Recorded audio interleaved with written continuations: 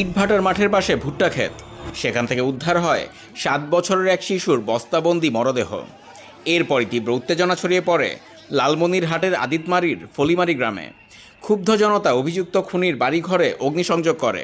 পরিস্থিতি নিয়ন্ত্রণে আনতে গেলে পুলিশের সাথে উত্তেজিত জনতার দফায় দফায় সংঘর্ষ হয়।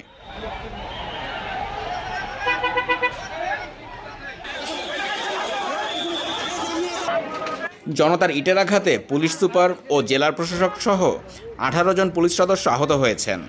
ভাঙচুর করা হয় 6টি সরকারি গাড়ি। পরিস্থিতি নিয়ন্ত্রণে পুলিশ টিয়ারশেল নিক্ষেপ করে এবং পরে বিজিবি মোতায়েন করা হয়।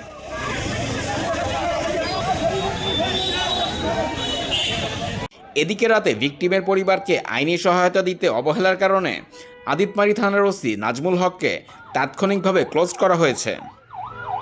আমরা ওদের মাধ্যমে সবাইকে বলার এই মেসেজ দেওয়ার চেষ্টা করবো যে আইনের কাজটাই আমরা করছি। কেউ আইন ভঙ্গ করলে তার জন্য রাষ্ট্রের শাস্তির ব্যবস্থা রয়েছে। আমরা শাস্তির সর্বোচ্চ যে শাস্তির ব্যবস্থাটা যেন হয়, আমরা সেই লক্ষ্যেই কাজ করব।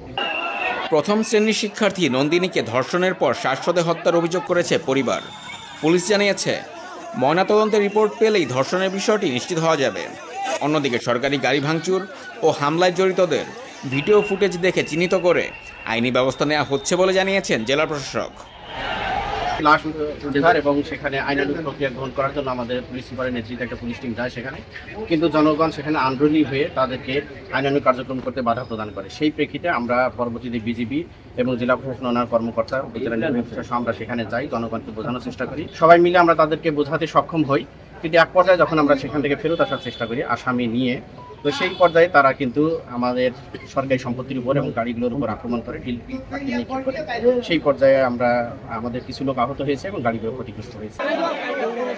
গত সোমবার বিকেলে নিখোঁজ হওয়ার পরদিন জাবেদ আলীর ভুট্টা খেতে মাটি চাপা দেওয়া অবস্থায় নন্দিনীর বস্তাবন্দি মরদেহ মেলে। এই হত্যাকাণ্ডের অভিযোগে 23 বছর বয়সী বিধানচন্দ্র বর্মনকে ইতোমধ্যেই আটক করেছে পুলিশ।